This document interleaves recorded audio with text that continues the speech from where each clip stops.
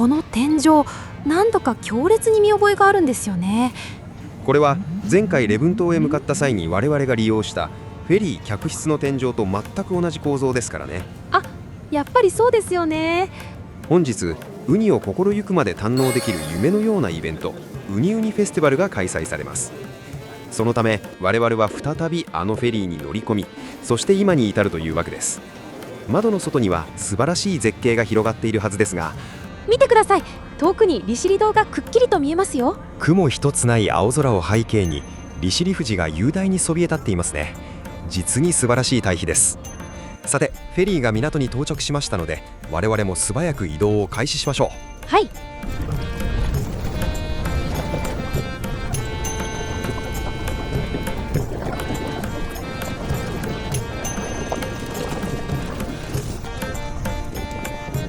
船を降りてダッシュで向かったのは港のすぐそばから発車するこちらの定期観光バスです。今回我々が利用したのは島内でも特に人気の高い利尻定期観光バスの A コースですね。そうなんです。大人1人3500円というお手頃な料金で利尻島の名所や見どころをぐるっと効率よく一周回ってくれるんですよ。ウニウニフェスティバルは午後からのスタートなので、午前中のうちに主要な観光スポットを制覇しておこうという非常に賢い算段ですね。バスの車内に入るとまず目に入るのが一番前に貼ってあるこの手書きのマップなんですよ。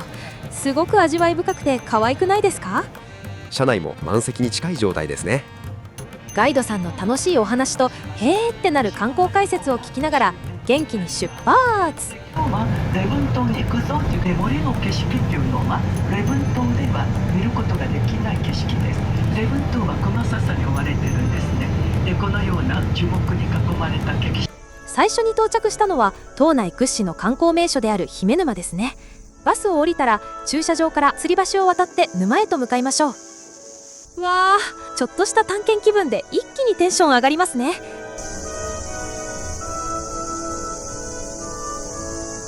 そして橋を渡りきると吸い込まれそうな深い緑色の水面と快晴の青空に映える利尻富士の組み合わせが最高に綺麗です。確かに息を飲む美しさですね。ちなみにこの姫沼、一見すると完全な自然湖に見えますが、実は大正時代に湧き水をせき止めて人工的に作られた人造湖だということをご存知ですか？人造湖なんですか？天然の沼にしか見えないので驚きです。もともとあった小さな沼に湧き水を引いて池を広げ、そこにヒメマスを大量に放流したことが姫沼という名前の由来なんですよね。沼の周囲は約 1km ほどで、20分ほどでゆったり周遊できる木道の遊歩道がきれいに整備されています。風が全くない穏やかな日であれば、水面に美しい逆さ利尻富士が映り込む鏡のような絶景スポットとしても知られているんですよ。今日は少し波立っていますけど、それでも実際に歩いてみると本当に空気が美味しくて深呼吸するだけでものすごく癒されますね。木道の脇には珍しいお花や独特の植生も観察できますよ。それではしばし美しい姫沼の映像をお楽しみください。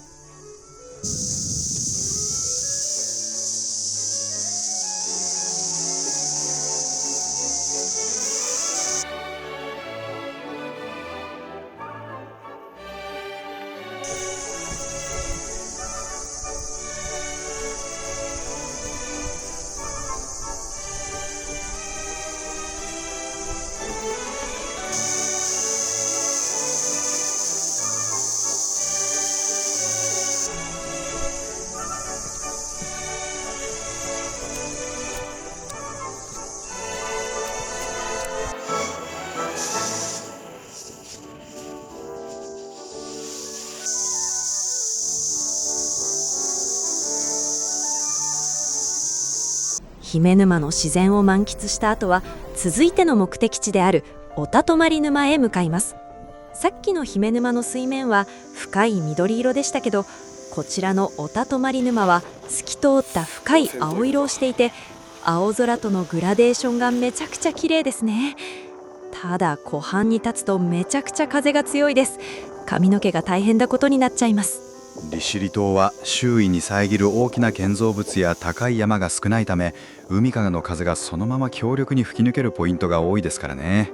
身につけている帽子や小物が飛ばされないよう注意が必要です。で、おたとまり沼のすぐ近くには大きな休憩スペースがあるんですけど、こちらのまっちゃんの店という焼き海鮮のお店が大人気で行列ができていたんですよ。炭火で焼き上げられるホタテや新鮮な海鮮の香ばしい匂いは旅先では実に魅惑的ですからね。私たちはすぐお隣にある利尻亀市というお店に避難したんですよね。そこで注文されたのがこちらの万年雪ソフトクリームですか。そうです。一口食べた瞬間に目がシャキッと覚めるような濃厚な甘さで、強風と散歩で少しほてった体温を一気にリフレッシュしてくれました。 K さんも一口いかがですか？では一口だけ。しみる。さて次行きましょうか。バスは次の目的地である先方市岬公園へ向かいます。ここは利尻山が噴火した時に流れ出た溶岩が固まってできたダイナミックな奇岩やゴツゴツした海岸線が見どころなんですよね。その通りです。荒々しい黒々とした溶岩源と打ち寄せる荒波、そして背景にそびえる利尻富士が見事なコントラストを描き出す景勝地です。またここは例年であれば自然の入り江を利用したプールで愛くるしいアザラシを間近で見ることができる場所としても知られていますが、今は季節じゃないみたいですね。でも見てください。海の透明度がものすごくて、水の中がすっかり透けて見えますよ。確かに素晴らしい透明度ですね。水深がある程度ある場所でも海底の様子が手に取るようにわかります。岩場を覗き込むと利尻名物の極上昆布が波に合わせてゆらゆらと揺れているのがはっきりと確認できますね。本当だ。そしてその昆布のすぐそばに黒くてトゲトゲしたウニがそこら中にゴロゴロ落ちていますよ。手の届きそうな場所に自然のウニがそのまま転がっているなんて、なんだか宝探しみたいでテンション上がっちゃいますね。圧巻の海中風景ですね。さてこうして午前中の定期観光バスツアーで利尻島の名所と絶景をたっぷり贅沢に満喫できました。でもツアーが終わってみて実感したんですけど、このバスって実は座る席の位置がめちゃくちゃ重要ですよね。ツアーの途中でバスを一時停止して車窓から景色を見るよう促される場面が何度もありましたけど、海沿いにある祠や珍重な岩を見るよう促されることが多かったので、そういうのを楽しみたいなら左側に座るべきなんですよね。一方で本日のように天気が良い日であれば、右側の座席からは島の中央にそびえる利尻富士がほぼ常時見えますからね。利尻富士の雄大な姿を心ゆくまで眺めたいのであれば、右側の座席を選ぶのが正解というわけです。事前に自分が優先したい景色に合わせて座席を選択するのが極めて賢明ですね。そして時計を見るとちょうどお昼を過ぎたところです。いよいよ午後は本日のメインイベントであるウニウニフェスティバルですね。はい、それでは急いでウニウニフェスティバルの会場へと向かうとしましょう。さて定期観光バスの終点であるフェリーターミナルへ戻ってきました。ここから本日のメインイベントであるウニウニフェスティバルの会場へ向かうとしましょう。会場は利尻富士町総合交流促進施設リプラですね。フェリーターミナルからは徒歩で20分ほどの道のりです。晴れ渡った市街地を上からの強い風を心地よく浴びながらゆったり歩いて進みます。途中で見かけたエネオスのガソリンスタンドがあったんですけど、看板を見て2人で二度見しちゃいましたよね。レギュラーも軽油もどちらも1リットル195円って書いてあったんですよ。通常であれば軽油の方が低価格に設定されるものですが、同額で並んでいるのは極めて珍しいですね。離島への燃料輸送にかかるコストや需要の偏りなど、島独自の価格構造がうかがえる面白い発見です。風を感じながら散歩気分で歩くこと20分、目の前にとっても立派な建物が見えてきましたよ。こちらがリプラですね。駐車場のスペースにはテーブルと椅子が並べられ、それらを囲むように出店やステージが配置されていますね。お祭りらしい賑やかなセッティングです。よーし、ウニウニフェスティバルですからね。ウニを買いまくって贅沢に食べ尽くすぞ。ちょっと待ってください。どこのお店のメニューを見ても肝心のウニが一つも売っていないんですよね。異変に気づいて出店の方に事情をお伺いしたところ、今年はウニの価格が著しく応答しているため仕入れ自体を見送ったとのことでした。あまりに不都合な真実に言葉を失いましたね。ウニウニフェスティバルなのにウニないじゃん。昨年の開催写真や事前情報では香ばしい焼きウニや豪華なウニ丼が大量に振る舞われている様子が記録されていましたからね。あれを期待して道内外から時間とお金をかけて遠征してきた参加者も少なくないはずです。本当ですよ。で、がっくりしながら会場にいたら、ステージでウニ食い大会という謎のプログラムが始まったんですよ。大会っていうからには早食いとか大食い勝負なのかなと思って期待して見てみたんです。しかし実際に始まったのは、挙手制で選ばれた5名の参加者がステージに登壇し、手渡されたウニ1個を食べる姿を大勢の観客がじっと見つめるという極めてシュールな催しでした。競技性や勝敗要素は皆無でしたね。会場でウニが買える状況なら微笑ましく眺められたかもしれないですけど、観客は誰一人ウニにありつけていない状態ですからね。周囲からはああ俺もウニ食いたいわという切実なヤジやため息が飛び交う始末でした。私たちもこのウニを食べるためにはるばる来たので本当にがっかりしちゃいました。結局出店で買ったポテトとつくねを寂しく食べて、たった15分で会場を後にすることになっちゃいましたね。期待値が非常に高かっただけに、なんとも不完全燃焼なオチとなってしまいました。予期せぬアクシデントも含めて旅の醍醐味と捉えることにしましょう。いやいや捉えられませんよ。せっかくはるばる利尻島まで来たのにウニを食べずに帰るなんて絶対にありえないですから。というわけでお店でウニを食べに移動しますよ。その情熱には賛成です。やってきたのはフェリーターミナル近くにあるレンタカーショップの中に併設された炉端焼き心さんです。店内に入って速攻で注文したのがウニと塩ウニの食べ比べセット2000円と焼きウニ3200円、そしてついでに利尻産マグロの刺身です。迷いのない見事な注文でした。そして運ばれてきたこちらの食べ比べセットですが、見てください。2つのレンゲの上に一口サイズのご飯が盛られ、その上に生ウニと塩ウニが鎮座しています。それでは早速いただきます。うますぎる。生ウニのとろけるような自然な甘みとコク、そして塩ウニのぎゅっと凝縮された塩味と濃厚な旨みが口いっぱいに広がりますね。まさに極上の味わいです。そしてこちらの焼きウニは大きなホタテの貝殻に乗せて香ばしく焼き上げるスタイルですね。香ばしさが増したウニの濃密な味わいがたまらないです。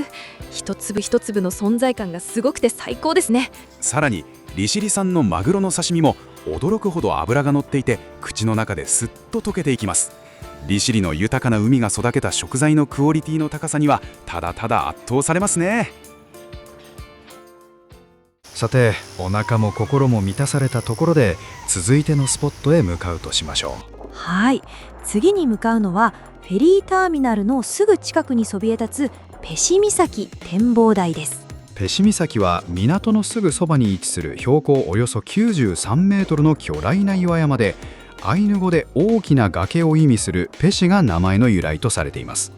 その圧倒的な存在感と形状から別名灯台様や、遠くから見るとゴリラの顔に見えることからゴリラ岩とも呼ばれている名所ですね。ゴリラ岩ですか。言われてみれば確かにゴリラが海を眺めている横顔に見えなくもないですね。港からもすごく目立っていて、あのてっぺんまで登れるのかと思うとワクワクしてきます。ちなみにこのペシ岬、実はかつて隣にもう一つ小さな岩山が存在していたのですが、大正から昭和初期にかけて稚内港の防波堤を建設する際の石材として爆破されたという悲しい歴史があったりします。また中腹には江戸時代末期に北方警備でこの地に派遣され、病などで命を落とした会津藩士たちの墓碑が残されているなど、利尻島の近世史を今に伝える貴重な歴史スポットでもあるんですよね。へえ、ただの今山かと思ったらそんな深い歴史や背景があったんですね。登り口のあたりは傾斜も緩やかで、途中には厳島神社があったりと、序盤はちょっとしたお散歩気分でルンルン登れる散策路となっていますね。そうそう、登り始めは余裕たっぷりで、海やフェリーターミナルを見下ろしながらルンルン気分だったんですよ。でも少し登って広場を過ぎたあたりからだんだん道が狭くなって、途中で運命の分岐点に差し掛かるんですよね。そうですね。遊歩道が二手に分かれており、右ルートは距離が長くなるものの傾斜が緩やかで歩きやすく、左ルートは距離を大幅に短縮できる代わりにかなりの急勾配となっています。私たちはもちろんショートカットできる左ルートを選択して登ってみたんですけど、ちょっと待ってください。予想以上に道が険しすぎてほぼ崖登り状態じゃないですか。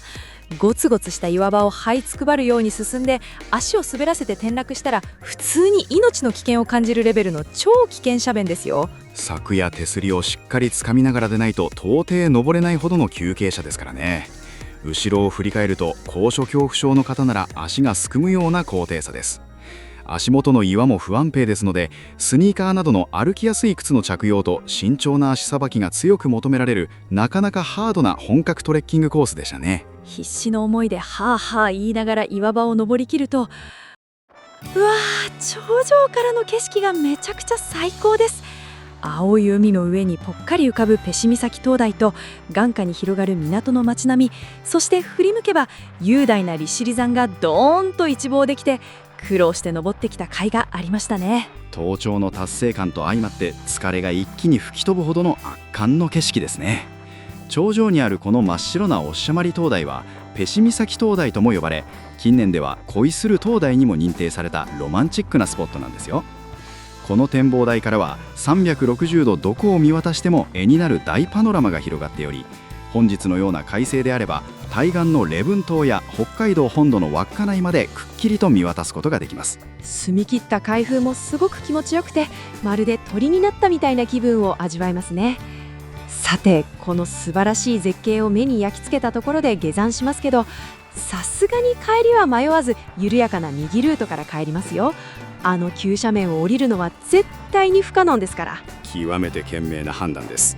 下りは視界が不安定になり、滑落のリスクも一気に跳ね上がりますから、安全第一で右ルートを選択するのが正解ですね。右ルートは少し距離は伸びますが、季節によっては珍しい高山物やお花を楽しめる穏やかな道となっています。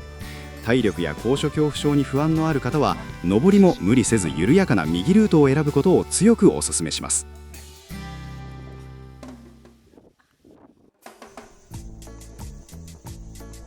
急勾配の崖を回避して無事に下山できたところで、いよいよ今回の旅の締めくくりとなるスポットへ向かいましょうか。そうですね。過酷なペシ岬登山で酷使した足腰をいたわるべく、最後に向かうのは利尻富士温泉プール遊泳館のすぐ横にある足湯施設ですね。遊泳館へ向かう道中には静かな佇まいの神社や手入れの行き届いた綺麗な庭があって、歩いているだけでとっても清々しい気持ちになりますね。